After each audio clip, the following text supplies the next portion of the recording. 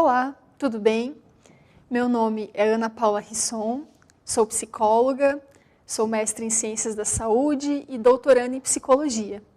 E eu irei conduzir vocês por esta disciplina de Psicologia e Educação, onde iremos aprender qual é a relação que podemos estabelecer entre essas duas áreas da vida e do conhecimento, que é a psicologia e a educação.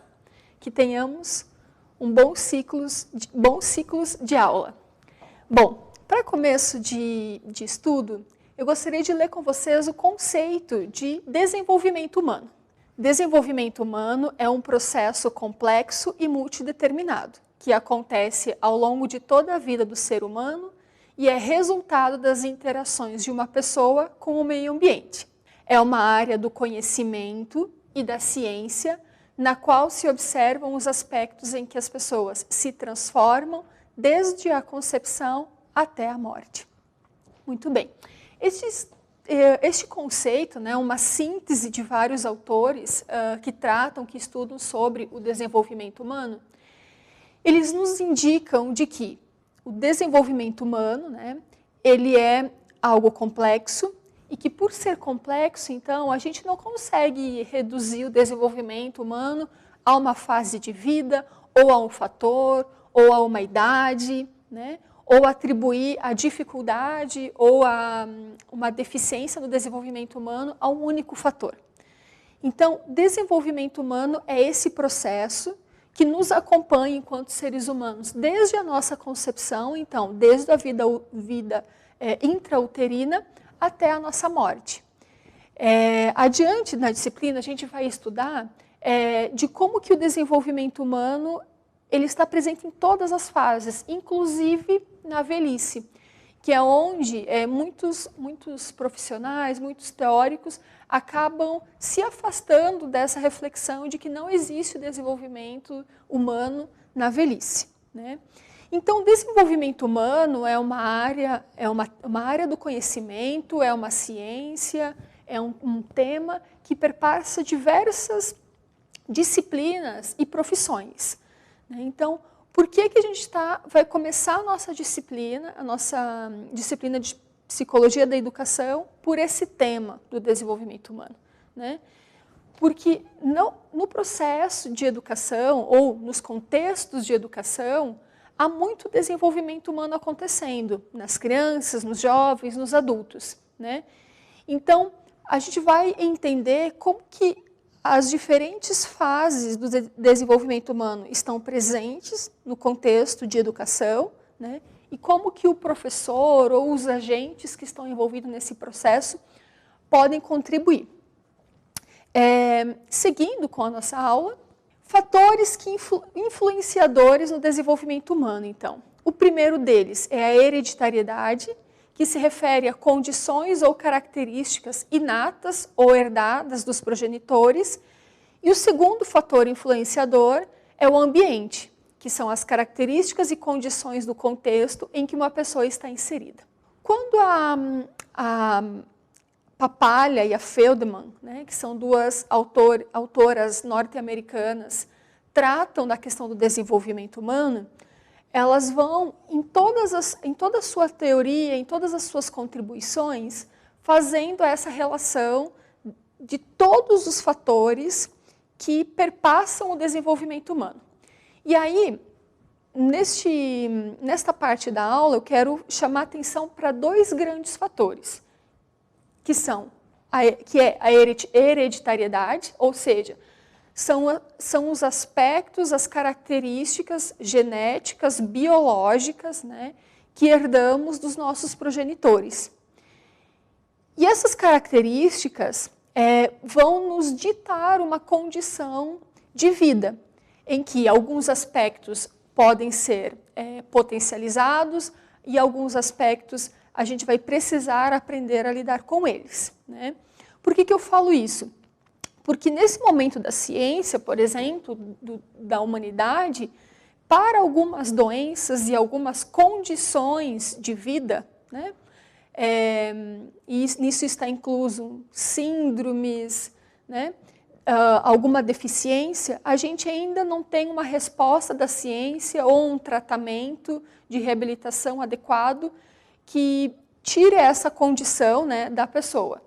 Então, por isso que as autoras, a Papalha e a Feldman, que eu falei um pouquinho mais delas no livro, elas frisam muito as questões hereditárias e que elas são condições, né? A gente não tem a opção de nascer ainda, né? Nascer com o olho azul ou com o cabelo encaracolado, cabelo ruivo, né? Alto, baixo. Então, essas questões que elas trazem, que a gente nasce com uma série de condições hereditárias, das quais algumas delas a gente vai precisar aprender a lidar com elas, né, porque elas são imutáveis, né, e outras a gente vai reorganizar, readaptar a nossa vida. E a segunda questão hereditária que elas apontam é a questão ambiental, ou seja, tudo que está externo ao sujeito, que vai desde das relações, né, com outras pessoas, que vai desde a condição material da vida da pessoa, então, infraestrutura da casa, infraestrutura da escola, da rua, questões climáticas da cidade, do país que ela reside, questões políticas, questões econômicas, né?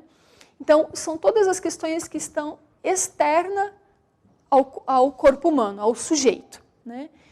E esses dois fatores, hereditariedade e ambiente, vão ditar, vão imprimir uma forma, né, uma condição de vida para o ser humano. Então, é essa reflexão que elas fazem da relação desses dois dos principais fatores, né? Seguindo, então, com a nossa aula. Outro conceito importante é o conceito de ciclo de vida, que se refere à sucessão de etapas, uma seguida da outra, indicando movimentação, inícios e fins de fases, e a maioria das teorias utiliza a idade como parâmetro. Quando você escuta falar sobre a palavra ciclo, é bem possível que você pense algo como eu acabei de ler, né? Um processo que tem um início e um fim. A expressão ciclo de vida, ela é muito utilizada dentro da psicologia e dentro das teorias sobre desenvolvimento humano para entender como que aquela condição, né, como que aquelas características do sujeito têm ou não têm a ver com uma determinada fase ou ciclo de vida. No caso das teorias desenvolvimentistas, né, elas vão considerar as fases de vida do ser humano, levando em conta a idade. Então, a gente tem ciclos de vida, né, ou faixas etárias, ou etapas, ou estágios de vida, que a maioria dos autores denomina elas de acordo com a idade. No entanto, eu faço uma ressalva de que a gente não consegue, por exemplo, afirmar que a adolescência se finda quando a pessoa completa 19 anos. Ao mesmo tempo que a gente não consegue afirmar que a vida adulta se inicia quando a pessoa faz 18, 19 anos, né? Tem uma variação de idade de uma teoria para outra. Mas o que eu quero dizer? A utilização da idade como um padrão para início e fim de um ciclo de vida é algo universal entre os teóricos, mas eles não estão dizendo que inicia na idade X e termina na idade Y, né? Eles estão querendo usar a idade como parâmetro médio, como algo para sinalizar, né? Para ter como um parâmetro universal de entendimento, né? Por exemplo, ser adolescente no Brasil é diferente de ser adolescente no Japão, né? Aliás, dentro do Brasil existem inúmeras formas de ser adolescente. O que tem em comum do Japão e do Brasil, ou de diversos estados do Brasil, é que existe um entendimento de que a adolescência inicia por volta dos 12 anos, ou seja, 12 anos é um marco, né? No entanto, essa fronteira, esse marco de início e fim é permeável. Então, por exemplo, há crianças que já mostram algumas características de início da adolescência com 10 anos. Né? Então, isso é para a gente, isso eu falo para a gente prestar atenção, para não ser muito categórico em dizer a adolescência inicia aos 13 anos, aos 12 anos. Né? Então, para entender que esse ciclo, ele não inicia ou termina quando uma pessoa faz aniversário, né? Mas é um ciclo que ele vai se transformando lentamente. Essa transição, ela é lenta, ela não ocorre com um marco. Tá? E aí, a Papalha e a Feldman, elas dividem o desenvolvimento humano em ciclos de vida. Acompanhem comigo quais são esses ciclos. Pré-natal, primeira infância, segunda infância, terceira infância, adolescência, início da vida adulta intermediária e vida adulta tardia. Muito bem. No livro, vocês viram que o desenvolvimento humano, eu dividi ele com as suas características a partir de cada uma dessas fases, certo? O que me chama muita atenção na teoria dessa divisão da Papalha e da Feldman é que elas querem mostrar que existem diferentes fases dentro de um mesmo ciclo de vida. Tá? O que eu quero dizer com isso? Elas dividem a infância, por exemplo, em 3 etapas. Primeira, segunda e terceira infância, não é mesmo? Né? O que significa isso? Significa que na primeira infância, uma criança com até 2 anos de idade tem uma série de características e condições do que a criança com 10, 11, 12 anos de idade. Então, elas foram muito sábias em fazer essa diferença dentro da própria infância. Então, há algumas décadas atrás, a gente entendia a vida humana como infância, adolescência, vida adulta e vida idosa, certo? 4 fases. Elas detalharam mais essas fases. Isso que eu acho interessante. Elas fazem o mesmo com a vida adulta. Elas dividiram a vida adulta em 3 tipos ou 3 fases da vida adulta, né? A vida adulta inicial, a intermediária e a tardia. Né? Por quê? Porque a vida adulta inicial, por exemplo, 20 anos de idade, ela é diferente da vida adulta tardia com 50 anos, 60 anos de idade. Né? Então, eu acho que isso é uma grande contribuição para a gente entender que existem, no mesmo período de vida, né, na infância ou na vida adulta, existem ciclos e fases diferentes. E aí, como vocês estão estudando ou já estudaram no livro, vocês viram que cada uma das fases tem características específicas do desenvolvimento. Né? Outra contribuição muito importante da Papalha e da Feldman, no meu entendimento, é que elas colocam que o desenvolvimento humano ele começa ainda no pré-natal, ou seja, ainda na vida intrauterina. E aí a gente avançou, né, com a ciência a ponto de já sabermos de que a interação da mãe com o meio ambiente, né, da gestante com o meio ambiente, vai interferir diretamente nos estímulos que o bebê, né, que o feto, que está sendo gestado, está recebendo. Né? Então, a gente já conseguiu avançar para ter esse entendimento. E aí elas vão fazendo essa reflexão de que o desenvolvimento humano, na verdade, ele começa ainda na vida intrauterina, na fase pré-natal. Isso eu considero algo muito importante para a gente entender do quanto é importante esse período da vida. Né? Seguindo com a nossa aula, agora eu vou dividir o desenvolvimento humano nos 3 tipos de desenvolvimento. O primeiro deles é o desenvolvimento físico, que se refere, então, estão inclusos o crescimento do corpo e cérebro, habilidades sensoriais e motoras e condições de saúde. Como o próprio nome já nos indica, o desenvolvimento físico, então, é tudo que se refere ao desenvolvimento do corpo físico, né? Então, desenvolvimento dos braços, pernas, tronco, desenvolvimento da massa cerebral, desenvolvimento dos órgãos, né? Então, tem a ver com isso. E aí, uma reflexão importante para nós fazer é de que, do quanto esse desenvolvimento que é físico também pode interferir em habilidades cognitivas ou psicossociais, né? E de entender também que algumas características do desenvolvimento físico é uma condição do sujeito, né? Então, por exemplo, uma criança com paralisia cerebral, né? Essa criança nasce com uma série de características que são condicionantes para o seu desenvolvimento, né? Então, essa criança precisa ser observada a partir de sua característica com a paralisia cerebral, né? Então, olhar o seu desenvolvimento considerando que é uma criança com paralisia cerebral e não fazer a comparação de uma criança que não a tenha, né? Parece óbvio falar isso, mas é que na literatura a gente encontra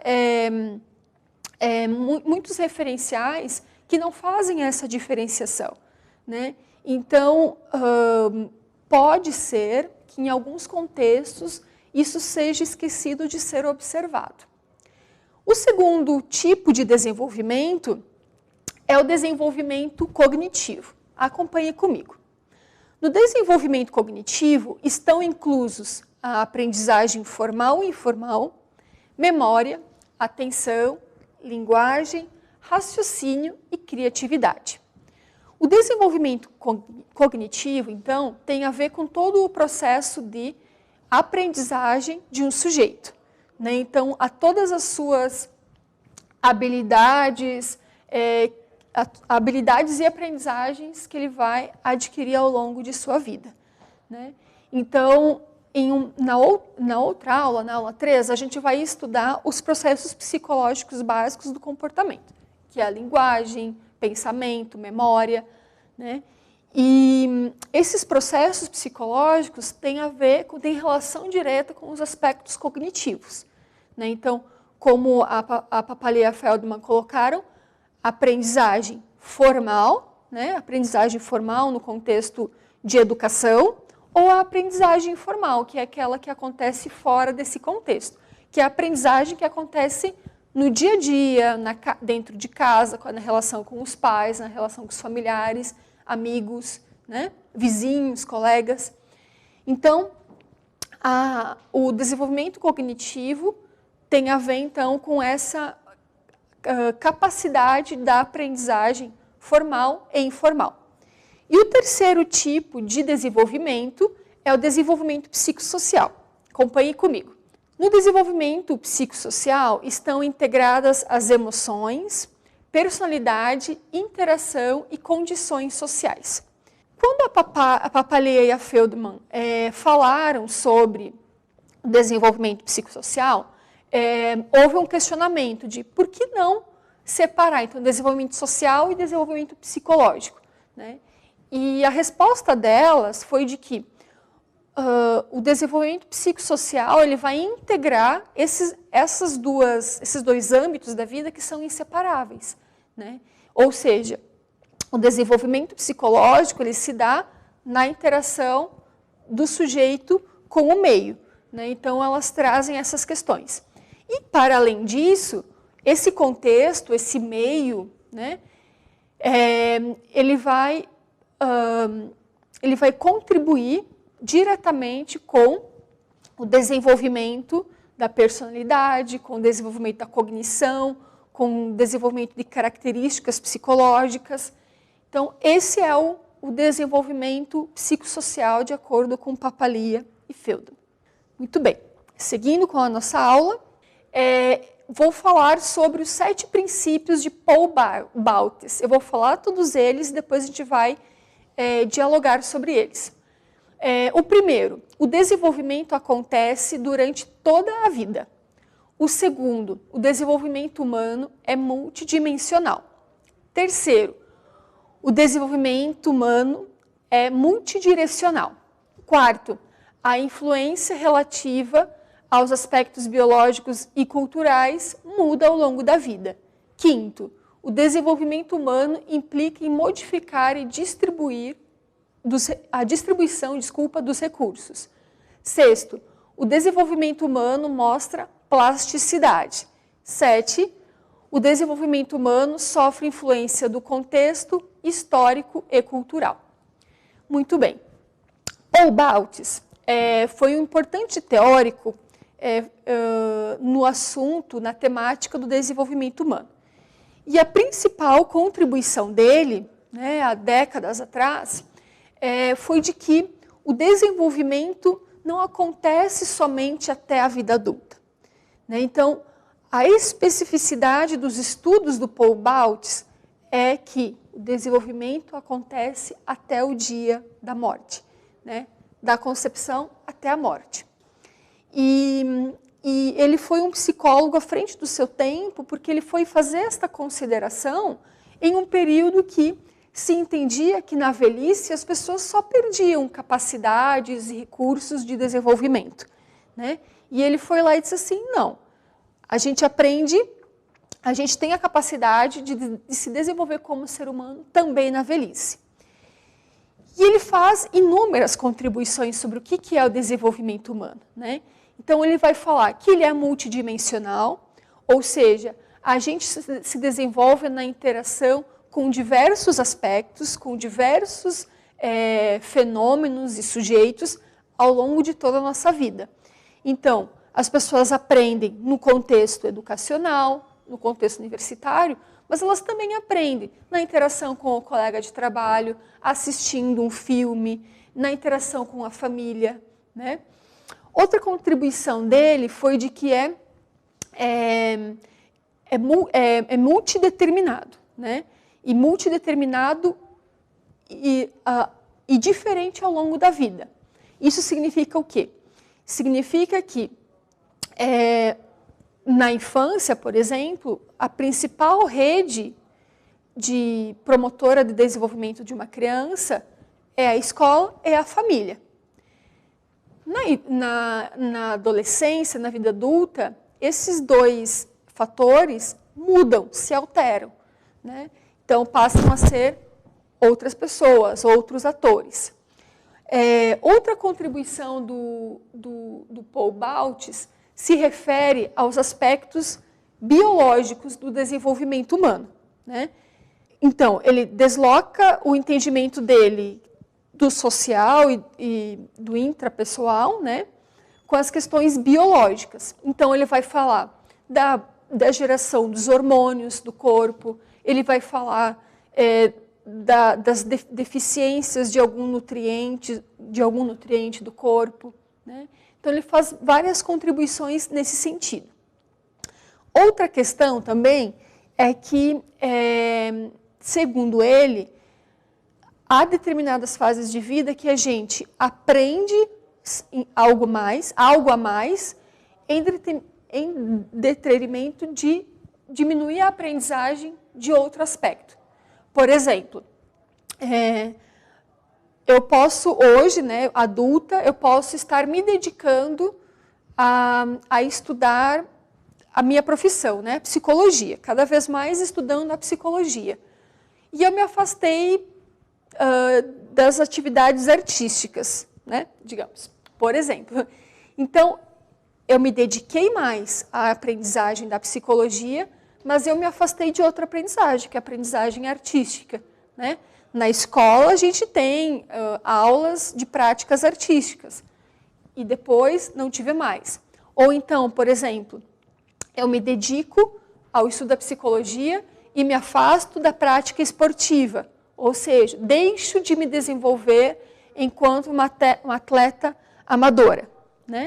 Então, nesses exemplos, o Paul Baltz quer dizer que a gente pode estar se dedicando a algo, né?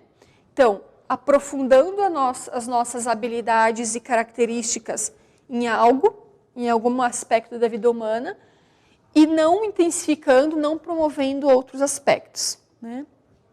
Por fim, uma outra grande contribuição dele é que o desenvolvimento humano ele tem plasticidade, né? Então, o nosso cérebro e o nosso corpo, eles têm essa habilidade maravilhosa que é a plasticidade de aprender coisas novas. Isso é uma consideração muito importante. Seguindo, então, com a nossa aula, agora a gente vai falar um pouquinho sobre a psicologia enquanto ciência e profissão. Então, a gente começou falando do que é o desenvolvimento humano, e agora a gente vai falar de uma área, uma vertente da psicologia, que é a psicologia do desenvolvimento humano. Para falar disso, eu quero falar algumas coisas importantes sobre a psicologia, certo? Para começar, então, a psicologia, então, a palavra psicologia foi criada pelo filósofo Rudolf Göckel em 1590. E a palavra psicologia significa, né, a primeira parte dela, psico, deriva da palavra psique, que se refere à alma ou mente, e logia se refere, então, à razão ou estudo. Então, psicologia em termos etimológicos, se refere ao estudo da mente, estudo da alma, estudo da razão, né? E o Rudolf Göckel, ele era um filósofo, né? Em 1590, ele propôs essa palavra, né? Então, ele foi o criador da palavra, não tinha relação com a ciência psicológica. E a partir dos seus estudos sobre a condição humana, né? No entanto, a psicologia possui uma relação direta com a filosofia, como a gente vai ver na sequência. Sobre a história da psicologia, eu gostaria de fazer duas considerações. Acompanhe comigo. A primeira consideração é a relação dos filósofos e da psicologia, dentre eles Sócrates, Descartes, Platão, Kant e Aristóteles. E a segunda consideração é que em 1879, com William Wundt surge a psicologia como uma disciplina autônoma. A história da psicologia como uma ciência e como uma profissão, ela é uma história extensa, né? Mas eu faço essas duas considerações para a gente entender um pouco da base epistemológica da psicologia, né? Então, a psicologia, não com este nome, mas ela surge nas reflexões dos filósofos, né? Platão, Kant, Aristóteles, e ela surge por meio de uma visão desses filósofos de mundo, de entender a consciência humana, de entender a existência humana, de entender a relação do sujeito com o ambiente e como isso afetava, as relações sobre ética e moral, que tem tudo a ver com a própria psicologia. Então, a psicologia tem uma raiz muito forte dentro da filosofia. Tanto é que no curso de psicologia e nos mestrados de psicologia, doutorado em psicologia, existem disciplinas, componentes curriculares sobre filosofia. Ou seja, se retorna à base epistemológica, né, que é a filosofia, para entender o ser humano, né? E a segunda consideração, então, é a da criação por Wundt, em 1879, do primeiro laboratório de psicologia na Alemanha. Então, isso é um marco histórico dentro da psicologia, né? William Wundt, ele foi médico, filósofo e psicólogo, né? Então, diante das reflexões em torno disso, que eles começaram a chamar de psicologia, e foi tomando corpo, foi ganhando profundidade e proporção, eles criaram um laboratório para estudar a psicologia. Mas veja, ainda a psicologia não era uma profissão ou uma ciência, era uma disciplina, né? Era uma disciplina vinculada à medicina, vinculada à filosofia, sociologia, e o foco da psicologia nesse momento era entender a condição humana. Mas a base epistemológica era basicamente, a base epistemológica era a filosofia, né? No Brasil, então, acompanhe comigo, o que a gente tem de marcos teóricos? Marcos teóricos e legais, né? Em 1966, a partir da lei número 4.119, a psicologia é regulamentada como profissão. E em 1971, com a lei 5.766, são criados os Conselhos Regionais de Psicologia e o Conselho Federal de Psicologia.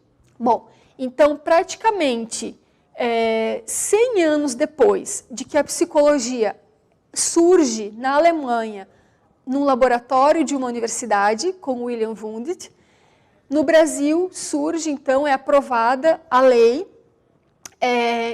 que autoriza a criação dos cursos de psicologia e da profissão de psicólogo, né? A lei de regulamentação da psicologia é de 1962. No entanto, os 2 primeiros cursos de psicologia do Brasil começaram suas atividades em 1953, ou seja, a psicologia ainda nem tinha sido regulamentada como uma profissão no país e já existiam os cursos, né? Os 2 primeiros cursos de psicologia no Brasil foram na PUC do Rio de Janeiro e na USP, em São Paulo, né? Então, esses professores que lá em 1956 foram os primeiros professores de psicologia, fizeram a sua formação no exterior, né? E retornaram para o Brasil e tornaram-se professores, psicólogos e professores. 9 anos depois, 1962, a psicologia é aprovada como uma profissão, né? E pouco tempo depois, em 1971, 9 anos depois, a psicologia, então, tem o seu Conselho Federal de Psicologia, os seus Conselhos Federais de Psicologia, aprovados, né, que são os 2 órgãos responsáveis pela legislação, acompanhamento e fiscalização da psicologia no Brasil. E por falar nisso, eu faço uma sugestão de busca de materiais nas páginas do Conselho Federal de Psicologia ou dos Conselhos Regionais de Psicologia do estado que você reside. Paraná, Santa Catarina, São Paulo. Por quê? Porque nessas páginas existem as bibliotecas, né? Então, tem diversos livros de diversos conteúdos relacionados à psicologia para acesso gratuito, tá? Então, são livros escritos por psicólogos, referências a nível de Brasil, né, que estão disponíveis para estudo. Inclusive, livros que fazem essa relação, esse diálogo entre as 2 áreas, da psicologia e da educação, certo? Seguindo com a nossa aula, então, a psicologia, como qualquer outra profissão, ela é pautada em princípios éticos, né? A psicologia, como ciência e profissão, está pautada em condutas éticas geridas pelo Código de Ética Profissional do Psicólogo de 2015. Isso significa que a psicologia brasileira ela é pautada, ela foi construída em cima, a partir dos princípios dos direitos humanos, ou seja, no respeito à dignidade da pessoa, no respeito à vida e à condição humana. Então, todo o código de ética de psicologia está pautado no respeito e na ética do profissional, né? Então, assim como todas as profissões, caso o psicólogo venha infringir algum dos seus princípios éticos, ele vai ser penalizado por isso, né? Outra questão também é que se alguém tiver interesse em conhecer um pouco mais do Código de Ética do psicólogo, né, pode acessar no Conselho Federal de Psicologia ou em algum Conselho Regional de Psicologia, e o Código de Ética está disponível para download. Seguindo, então, algumas áreas da psicologia, né? Eu coloquei aqui as áreas que têm proximidade com a psicologia da educação. Tá? Algumas das áreas. Psicologia da e educação, psicologia escolar, psicologia da saúde, psicologia clínica e psicologia do desenvolvimento humano. Obviamente que a psicologia ela está subdividida em áreas do conhecimento e de atuação que não são só essas. Eu trouxe algumas que têm mais proximidade com a psicologia da educação. Mas, por exemplo, a gente tem a psicologia hospitalar, psicologia do trânsito, do esporte, psicologia organizacional e empresarial, psicologia da saúde, né? A gente tem inúmeras áreas da psicologia que estudam outros fenômenos. Trouxe psicologia da educação, né, que é esta área da psicologia que se dedica a estudar essa relação dos fenômenos que acontecem dentro de um processo de educação. A psicologia escolar, porque ela é uma das áreas e muito próxima da psicologia da educação, mas a psicologia escolar ela tem o foco maior de entender a dinâmica entre os atores no contexto escolar, né? A psicologia clínica, que é de onde ela nasceu, né? Então, no sentido de que muitas queixas que surgem no contexto de educação acabam surgindo no contexto da clínica.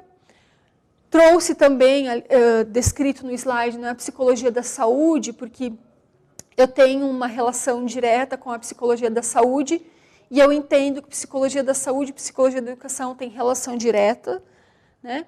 E, por fim, a psicologia do desenvolvimento humano, que é uma área que tem o seu objeto de estudo, de interesse, o desenvolvimento humano, as fases do desenvolvimento humano e a compreensão de todo esse processo. Para a gente continuar nessa aula, eu quero trazer uma reflexão para a gente alinhavar o que a gente estudou até o momento, sobre o desenvolvimento infantil. Imagine duas crianças com o mesmo gênero, idade, condições e aparências físicas semelhantes.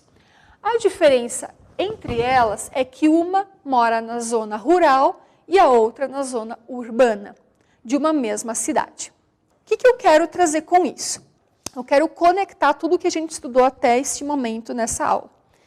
Bom, a psicologia do desenvolvimento e o desenvolvimento humano, eles vão olhar para essas duas crianças na sua especificidade, né? Como o exemplo diz, são crianças do mesmo gênero, com idades parecidas, condições físicas similares.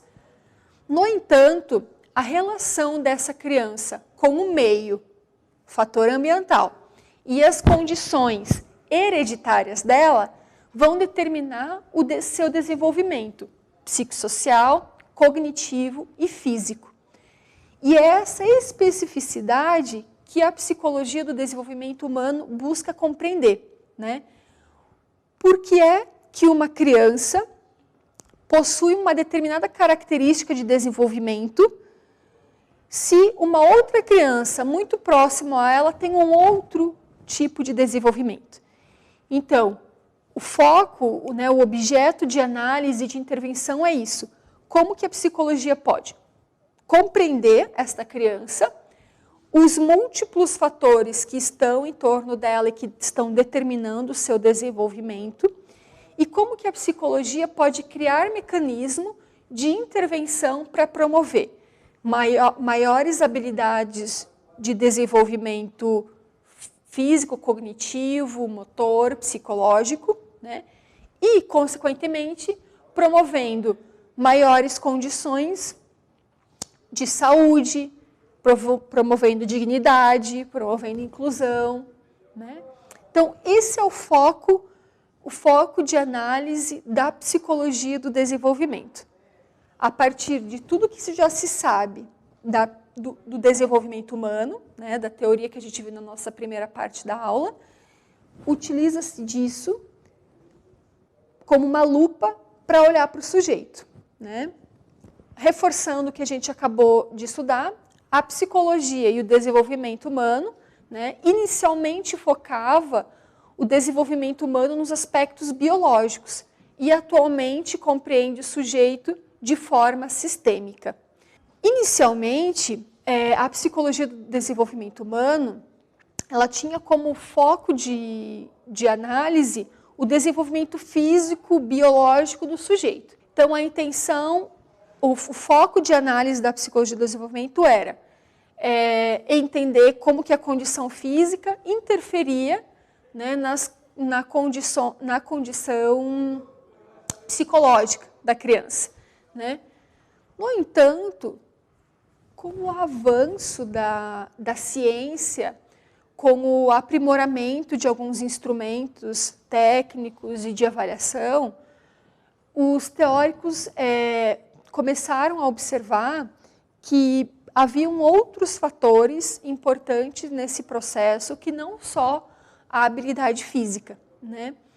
Um desses fatores eram as questões da interação, da questão interacional, né? Outros fatores são as questões de ambiente, como a Papalia e a Feldman colocam, né? Como que esses fatores interferem no sujeito e, por sua vez, como que ele lida com esse ambiente. Tá?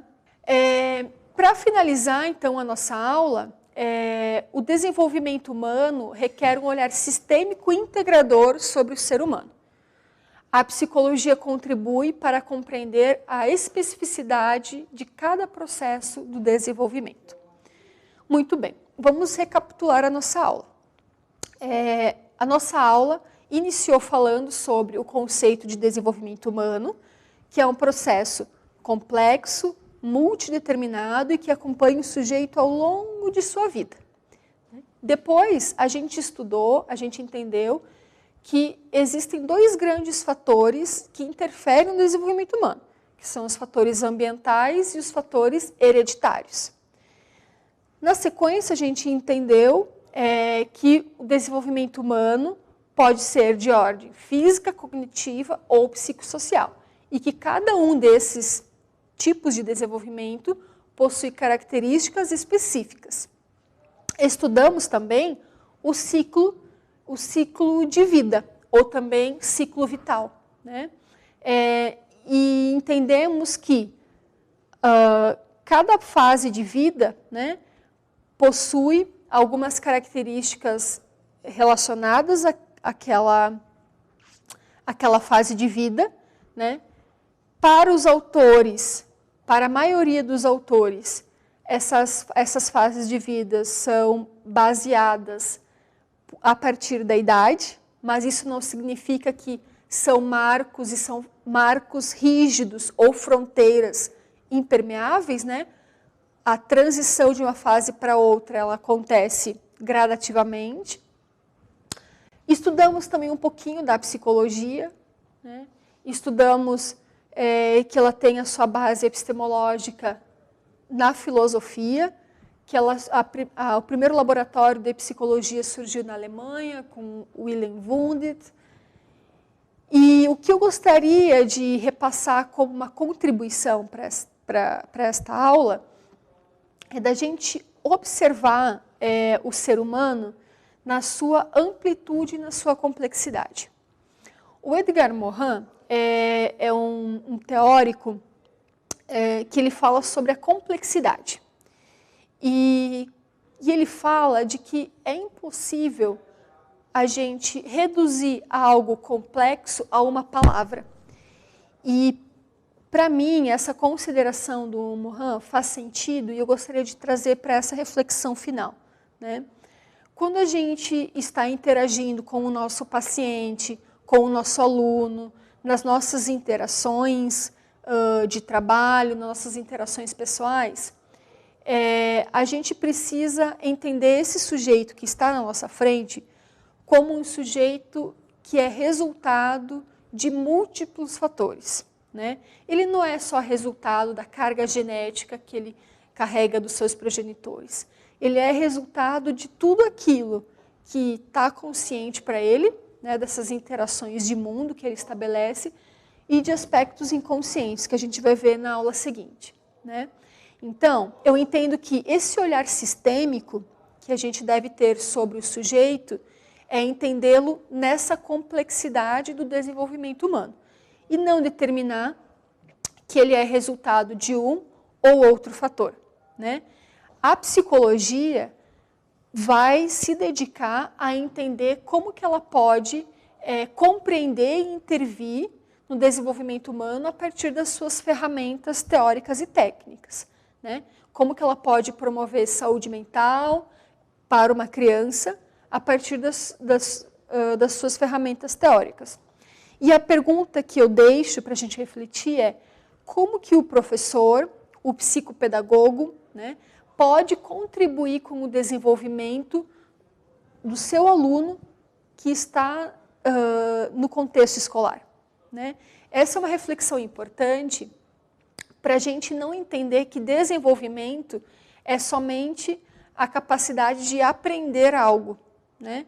Mas conhecimento como algo que é processual, né? E que acompanha o sujeito ao longo de sua vida e que é perpassado por múltiplos fatores. Por esta aula era isso, nos encontramos na próxima aula.